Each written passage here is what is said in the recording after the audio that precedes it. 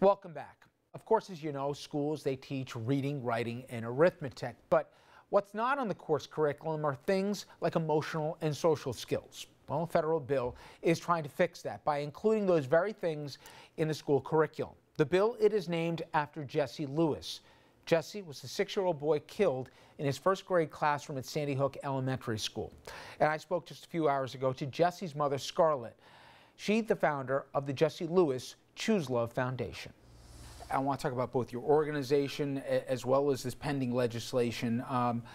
But the impetus obviously was born out of that tragedy I referenced. And all kids were amazing, but having spoken to Jesse's dad here, he was an amazing little kid, and he kept talking about you had to see his smile. Could you, I know it's difficult, but talk about the words that he wrote on that chalkboard before he went to class that fateful day, and how in many ways they're the impetus here behind your organization. Absolutely. It was actually the day that I went home to get his clothes for the funeral. It was on my way out that I noticed that he had written 3 words on our kitchen chalkboard shortly before he died. And the 3 words were nurturing, healing, love. And of course, those 3 words are not in the vernacular of a 6-year-old. Yep. They were phonetically spelled because he was just in first grade and learning to write. But those 3 words are in the definition of compassion across all cultures. And when you actually break down the meaning of those 3 words, nurturing means loving kindness and gratitude, healing means forgiveness, and love is compassion in action. So when you practice those character traits, you are actually choosing love. And so that's how the Jesse Lewis Choose Love Foundation came to be. We thought about what is the absolute most important thing that really universally all humans want to do, and that's love and be loved. And there's another word that people have associated with your late son, and that was run. As people may remember, on that day, in the midst of the shooting, when there was a break, he yelled run, and many people in law enforcement attribute that to kids running out the door upon his direction. Amazing for a 6-year-old to do this, and some lives probably saved as a reason. Definitely. Jesse was instrumental in saving 9 of his friends' lives.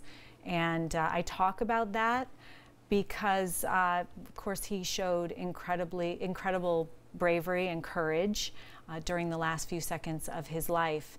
And I liken that to the courage that we all have within us, the courage that I need to get up some days and go on and do what I have to do.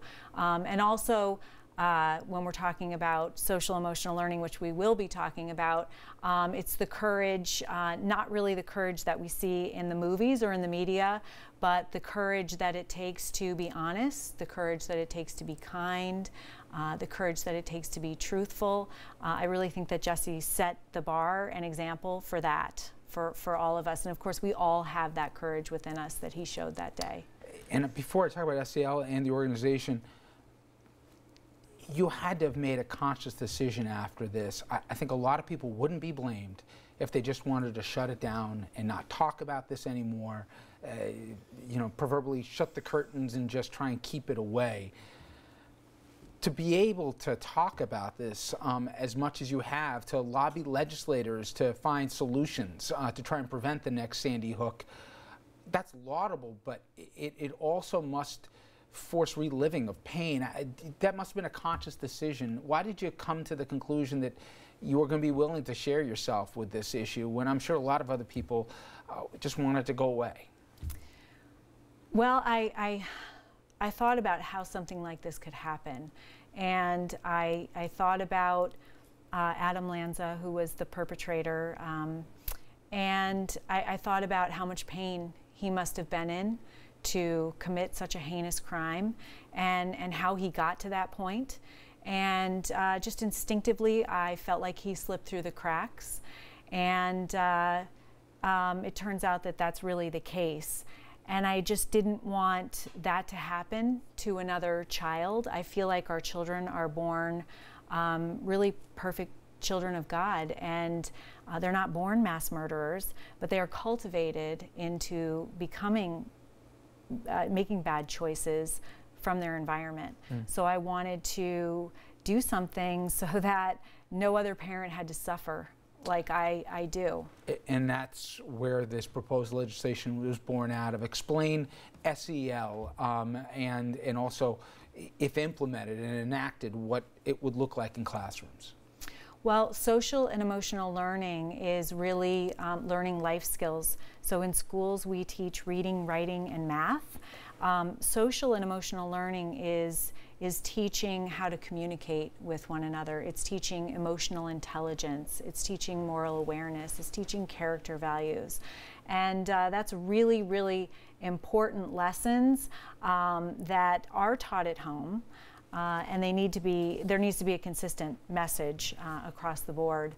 And you know, there's over 30 years of scientific research that show that when kids are taught these life skills, that they are healthier both emotionally and physically, that they have less behavioral issues, that they have less stress, less anxiety, less addiction problems. They have higher graduation rates, less absenteeism. They're more likely to go on to college. Ideally, at what ages in terms of schooling would it start, and how long would it go for? Ideally, it would start immediately, as soon as a child enters nursery school, and then it would go through high school. The thinking was, as you said, if you can identify or you can show children coping mechanisms too early on, maybe it'll prevent something where people look back after a tragedy and say, what opportunities were missed? That fills that gap, right? I believe that if Adam Lanza had had access to social and emotional learning, that the tragedy wouldn't have happened. There was actually a report that came out from the Office of the Child Advocate, and they were the only institution given access to Adam Lanza's school records, to his mental health records. They interviewed everyone that came into contact with him, and they were given the mission of finding out what went wrong and making recommendations for the future. And so they made 3 recommendations in no order, really. One was gun safety, the other was more access to mental health, and the third one was social and emotional learning. I know that both Senators Blumenthal and Murphy have been vocal proponents of this.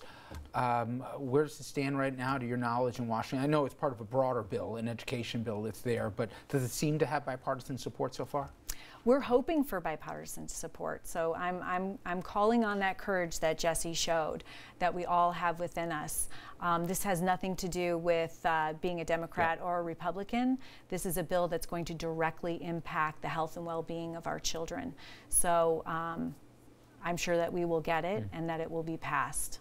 Well, sometimes when things make a lot of sense, they have a chance in Washington. Let's hope this is one of them, because it certainly, I think, fills both the need here, and it just makes a lot of sense.